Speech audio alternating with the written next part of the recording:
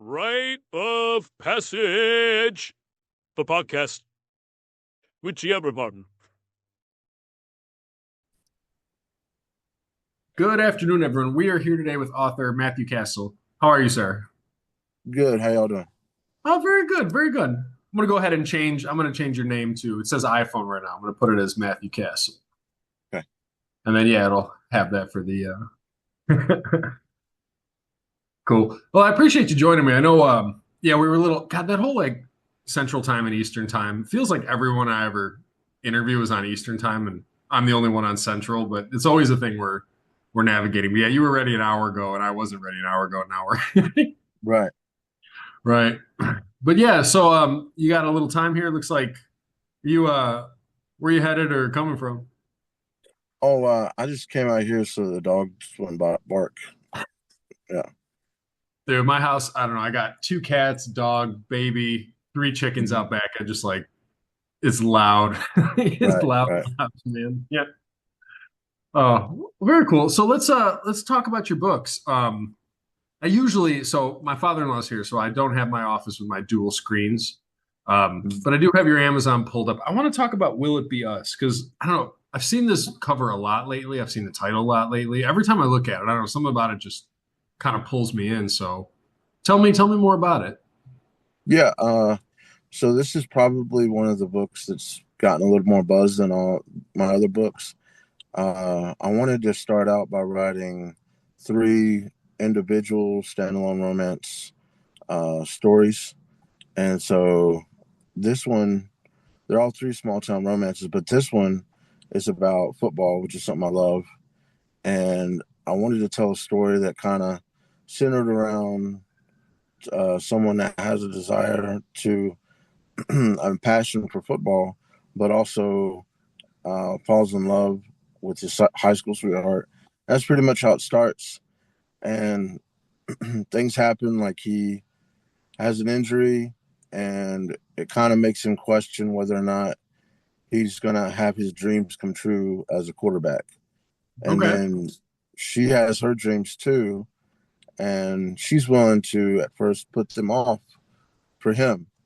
But as we all know, when we're young, things happen, and it kind of tells the story over time where timing's not always their friend. Uh, Things tend to happen to try to keep them apart. And the question is, will it be us? Is there a Mm. way that we can figure out how to be together, even though it seems like the whole world's against it? And yeah, that's kind of how. Okay, so it's about like love persevering or trying to persevere. Right. Yeah. I mean, it's a real thing though with I don't know, things coming up in life and definitely a lot of real life stuff in there to navigate, right? I mean, it's even like, like a lot of like I remember going through that too, is like graduating high school and you've got your high school sweetheart, but then it's like, hey, I'm going to college here and you're going to college there. And Right. uh, how do you keep something going or like do you like redirect your dreams? Do you shift them, change them, adapt them, or like, hey, I gotta pursue what I gotta pursue, or you try to do it long distance? Um, Right. the tricky thing, I mean, people navigate that every day. So the will it be us is like, will it be us that are the two that make it out of all these, I don't know, unlikely, you know what I mean? Right. Because we're at 17, we think we know everything, and that Right. continues to change as we get older. And I think that he realizes that over time. So what inspired you to write it? So, uh, with the three romances, I always was a thriller and fantasy guy. Like I read all that Stephen King when I was a kid. What got me into books was The Hobbit and Lord of the Rings. Yeah, yeah, yeah. And I don't know, over time, I kind of lost my love for reading. And then when I was in school, high school, my Shakespeare teacher, he just really sparked that love for reading back in me. And I started writing again. Mm. And then life happens, and I got married at a young age, and all my focus went to that and the kids. And right around COVID, like right before COVID, my sister passed away, and I started going through some depression, which I never really understood or thought that would happen to me. Right. Uh, and then on top of that, I went through a divorce. So just going through some things, my life was kind of redirecting in a different way. And writing kind of saved me. It kind of gave me a new purpose. Yeah. And I kind of wanted to, like, I had already wrote, I started out writing some 5 shorts about mental health, the many adventures of a single dad. And I put that on one paperback book so that people don't have to buy them individually anymore. And I Yeah. did the same for my I Love You, Bubba, which is a story about loss. And it's basically about how I lost my sister and her last words. And so going from there, I really thought, okay, what about writing stories, like fictional stories? And I just didn't think I could do it. And Hmm. it was book talk during COVID that helped me see that a lot of indie authors are going through the same thing, whether it be, um, thinking that they can't do it, or, Yeah. that being too big of a task. And so I started writing my witch story, which is like a thriller, and my detective story, and they didn't do that good. Hopefully down the line, maybe they will. But I noticed that people really like romance books, and I also thought it'd be cool to give people a love story that seems impossible. Like we all think sometimes, some of us think we're not going to find love. Maybe Yeah. we won't find love again, especially after divorce or something like that. Right. And I guess it was kind of a hope to give someone hope that, okay, it may seem impossible, but give you a break from reality and see a romance story that is still possible in real life. Because I try not to go too far into the fantasy with the romance books. And uh, I just feel like even when I was a kid with The Hobbit and Lord of the Rings, I always wanted to give somebody a great escape away from real life, Hmm. but a gateway back to real life, because I had our childhood, and the Lord of the Rings kind of helped me get away from it, but also helped me come back, Yeah. if that makes sense. No, I mean, and just really quick, I don't know if there's somewhere you can set your phone. It was like just shaking just a little bit. I don't know if you can Oh, like my bad. there might be a spot that I don't know. Like I got one little spot in my Honda that I can like set a phone and it won't fall Right, on. right. I do want to start by saying, I'm sorry for your loss. You and I had talked about that a little bit. Just messaging back and forth, um, and we don't have to necessarily get into it unless you want to. I can't imagine. It seems like you two are very close. So yeah, that's I don't know, kind of incomprehensible. Like I got a lot of beliefs, right, and they're convenient because nothing terrible like that has happened to me. Right. You know what I mean? But there are things that happen to people every day that'll shake people with like the strongest faith. You know what I mean? And hopefully, as artists, we can take whatever the hell we're going through and try to make something beautiful and helpful, or connect. Like let other people know that if they're going through something, like they're not alone. Like, hey, you know, you're not the only person, and there are people who understand what you're feeling right now. And I think hopefully there's some beauty and truth that can come out of our own struggles and things.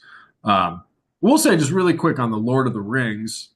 It's almost like yeah, you escape into the book, but then like you're reading about these heroes, and maybe that can inspire you, and you can bring some courage, to the table in your own life, kind of thing, and see yourself in these characters and build yourself up, and then go confront, whatever dragons you got in real life, kind of thing. So yeah, Definitely. With my sister, she just passed away having her son 7 years ago. And so that was tough for our whole family. And I think writing was a therapy for me. yeah, Just being able to get out what happened that day and get out what we went through as kids. And I even have a children's book to honor her by. nice. I started doing that just to try to get out some stuff we had as kids, and maybe, that can help other kids that have lost their siblings, or even just families and stuff like that. So I do think about that when I'm writing. Uh, I grew up with a lot of beliefs as well, and I feel like some of the stuff you talk about really inspire me based on just stuff that I went through as a kid and what I believe too. Um, and I see that in your work. So, I appreciate that. mhm. But yeah, I can't, in terms of like your family, I can't even imagine, right? Because like you got a baby coming in and everyone's excited, everyone's getting prepared, like you're doing the whole thing. You're painting the nursery, you're getting like, let's get the swing, let's build the crib. And then you leave the hospital and you have the baby, but like mom doesn't leave the hospital with the baby. Right, Um, no one, I mean, it happens every day, but like that's not something that anyone is expecting is like, oh, this is, and then obviously like, single father or the grandparents now like raising the kid and they're trying to grieve, but there's a little baby that needs you. I honestly can't imagine. That right. messed me, that messed me up pretty bad. Hmm. Yeah. Yeah, Uh, I mean, it was hard for us, and we're not over it. But I feel like we try to honor her and keep moving, and try to honor her and how we live in her memories. Holidays and different things like that. right. I, the closest I can relate, when I was 18, a dear friend of mine drowned.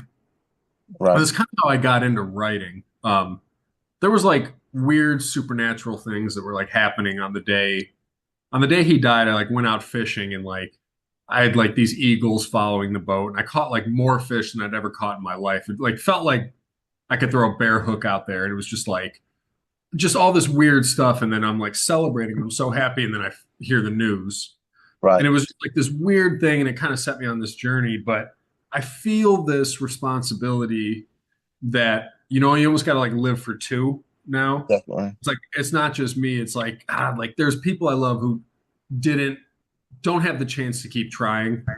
So like I gotta like do this on behalf of it's bigger than just me, right? It's the Right. people who get the chance to try. So I mean, yeah, yeah. Yeah,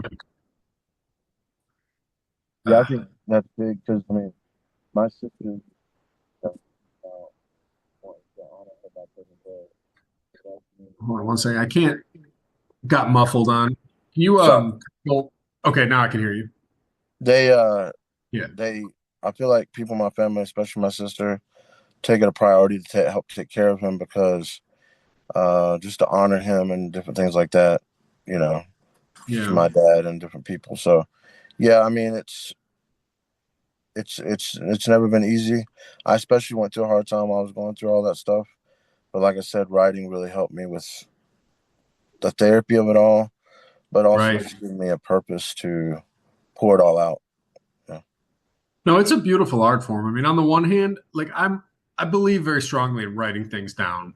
Like you're like carrying it around and you don't realize how heavy some of the stuff is on your back. And somehow Right. it's almost like talking to someone in therapy or writing it down just does this thing where like I can take this 100-pound backpack off and set it aside a bit. And then, you know, Definitely. the genuine expression, the being like, hey, we might be able to connect with other people. And then like, I mean, no one can interrupt you and you can genuinely be yourself, right? Like writing is a beautiful art form. It's just raw, expression of your soul and consciousness. And whether it's Right. good or bad, it's just like, this is what I'm feeling, this is what I'm thinking, and you can just be authentic about it. And it's I mean it's wonderful in that way. Yeah. So how did you end up centering around? It seems like most of your books are a romance. It seems like you've got a lot of stuff. You got a kid's book, there's some true story like guides and things, but then in terms of your fiction, feels like you kind of center around the romance thing. Right. Yeah. So I wrote The Case of Madeline and which is Rochester, like when I was growing up in my Stephen King phase, and it evolved over time. So I do have that, and then I have the spinoff called Shroud of Deceit, which is about the detective in that book. And I have plans and I have different stories for that down the road, but I really wanted to tell these three stories, and now because Will It Be Us had done so well, and because I've had readers ask, I'm in the editing process for Will It Be Us 2, which is called Hmm. Will It Ever Be Us? So I'm going to Okay. continue that as a series. Yeah, yeah. And then the romance is just kind of sticking with.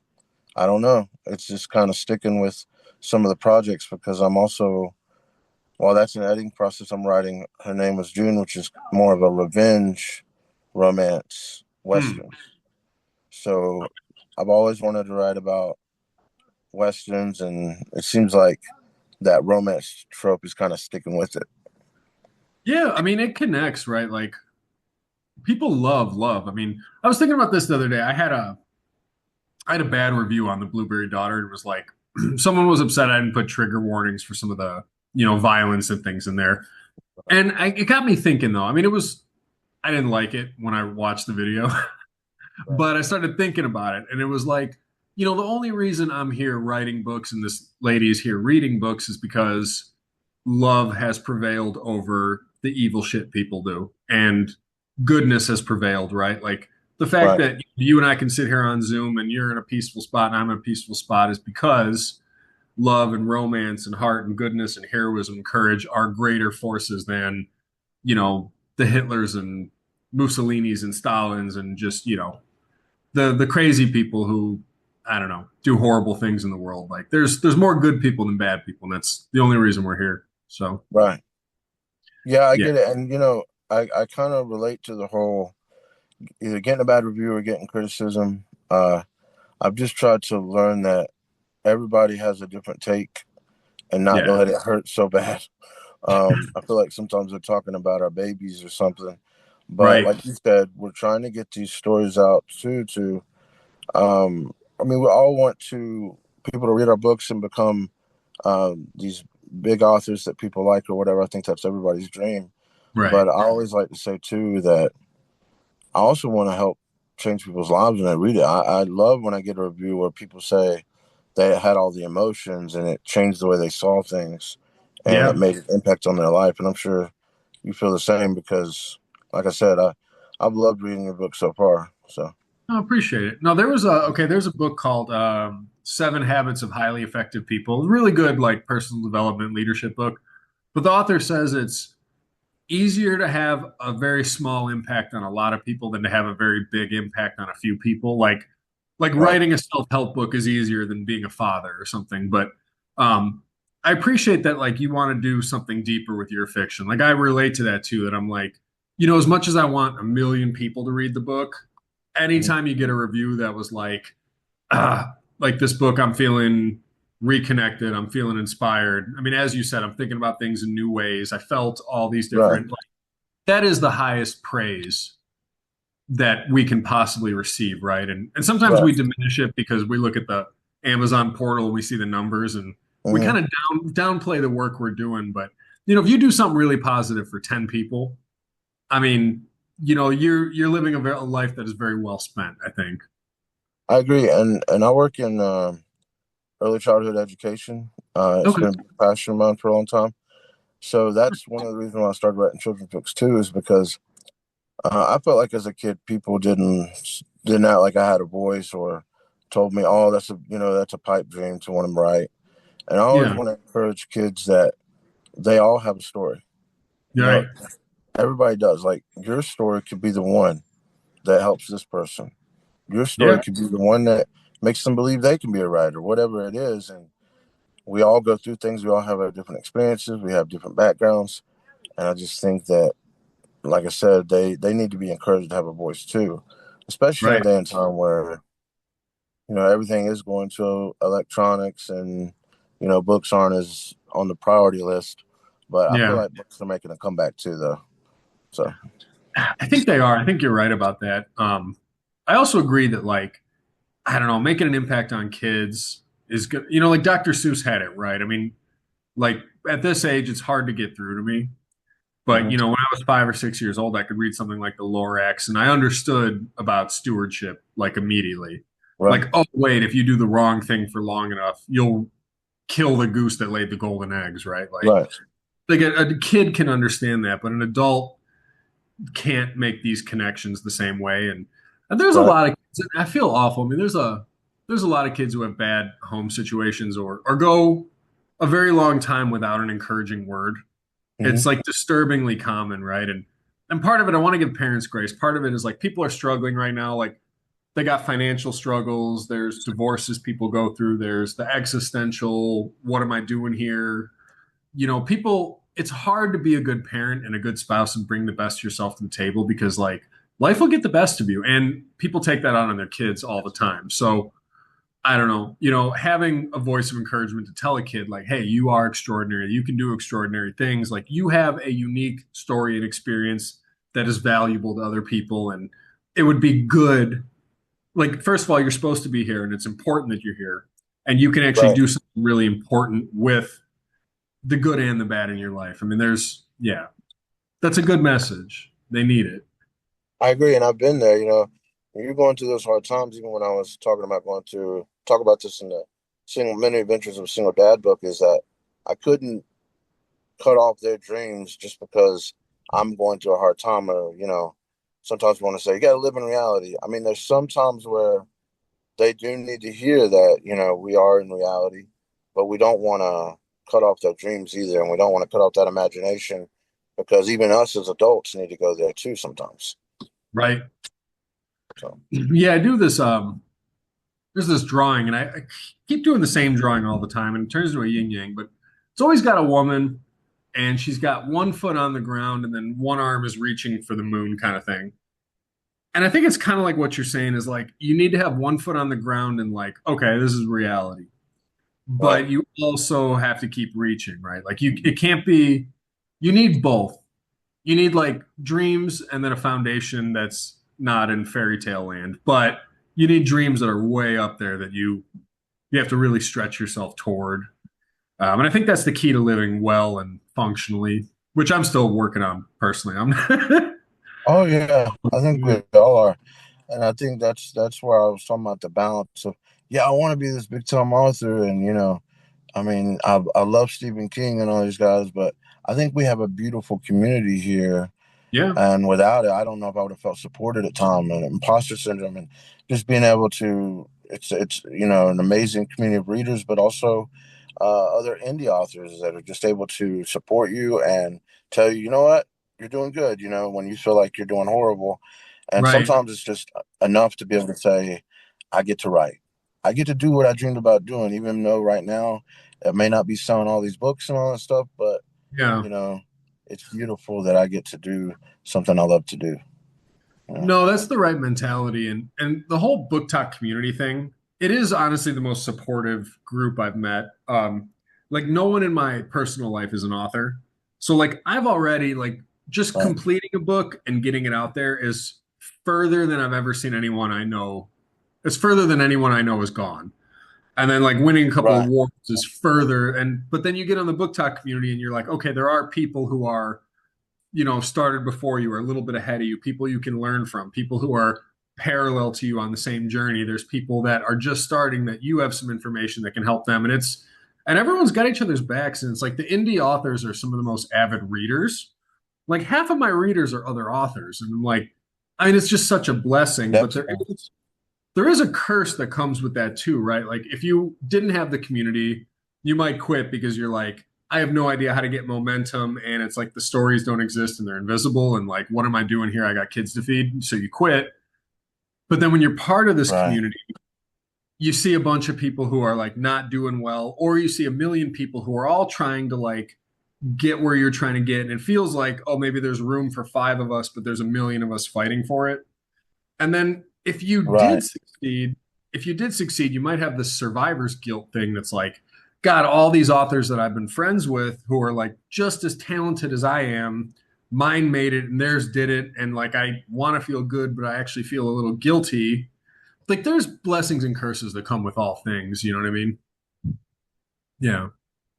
I agree. There's so many beautiful stories that maybe we've only seen because we're supporting other indie authors, Right. and you know, I mean, they might not be out there, but I think that I mean that is part of it. But I think that's the beautiful thing about this community is we're trying to get other people to read them. We're not saying, oh, I'm not gonna support this indie author because that means it might take away from me.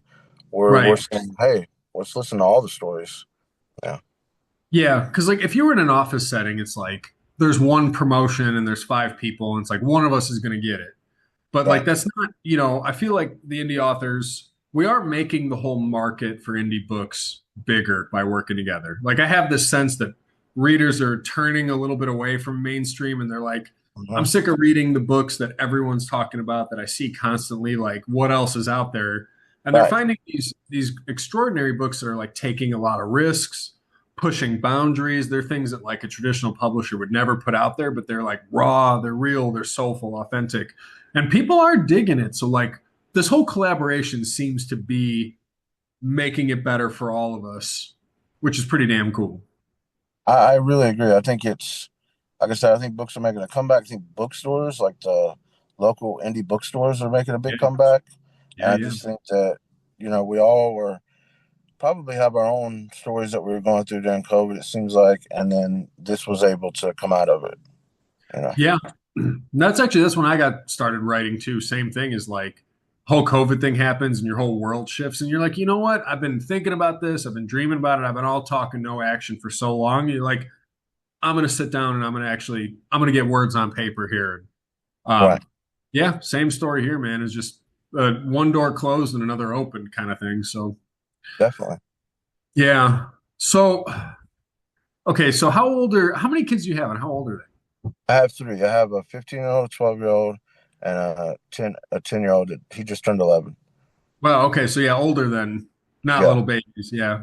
Yeah. Oh, what's it like raising a 15-year-old?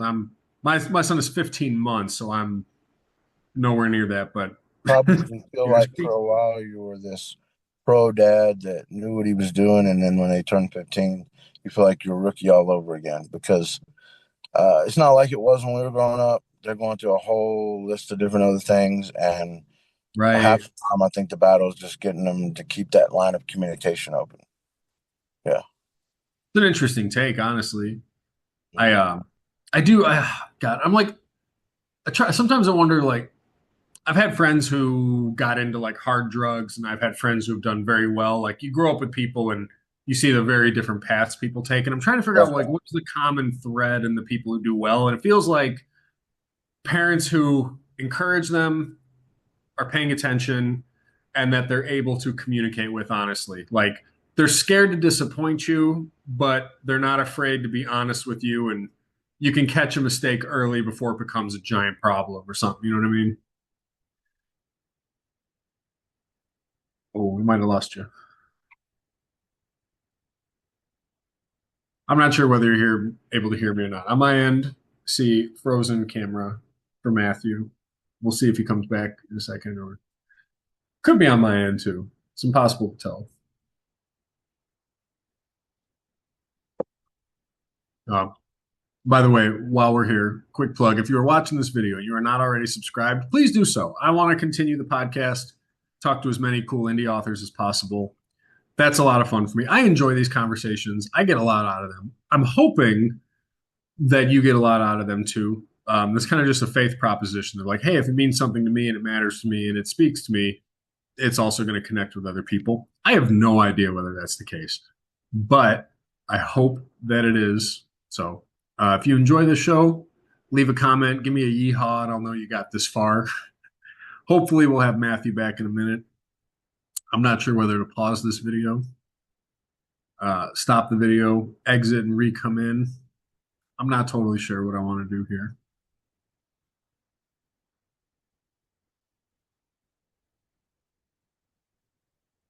We can enjoy the silence together.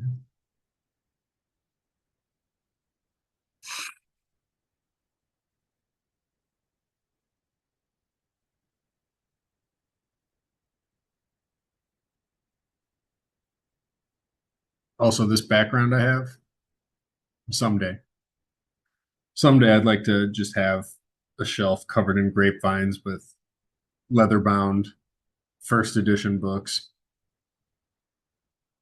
That would be pretty damn cool, I think. Kind of a little sanctuary, right? Like a vision board that sits behind me while I'm doing these videos. Oh, I am not sure if we're going to get Matthew back here.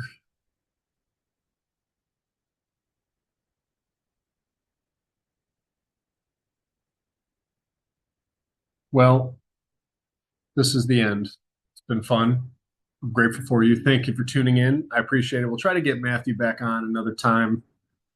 Pick his brain more about upcoming works. Maybe when he's got like a new release coming out, that'd be cool. Like, I love doing an author interview when they got a new release, right? Like that just feels like good timing and good thing to do. Support the dream. So, thank you everyone for tuning in, and we will see you on the next one.